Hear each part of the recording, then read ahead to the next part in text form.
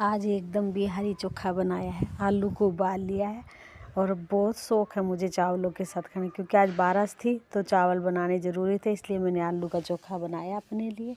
इसमें आलू उबालने के बाद इसमें काला नमक, सादा नमक, प्याज, हरी प्याज, कच्ची प्याज और सरसों का तेल और हरी मिर्च डाल के एकदम सिंपल तरीके से बिल्कुल चोखा बना के तैयार कर दिया है। खाने में भी इतना स्वाद था, और चावलों के साथ खाते हैं बिहारी लोग, लेकिन इसमें देसी टच दे दिया मैंने, हरा धनिया भी डाल दिया है और एकदम मस्त वाला चोखा बनाया जो मैंने दाल चावल के साथ खाया। इसका वीडियो आएगा शाम को, मिनी व्लॉग एकदम देखिए।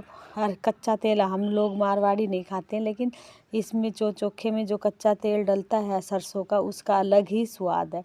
छोटा सा मिनी व्लॉग है, अच्छा लगे तो लाइक शेयर ज़रूर कीजिए। राधे राधे, और इसको सपोर्ट भी करिए, प्यारा व्लॉग है। राधे राधे।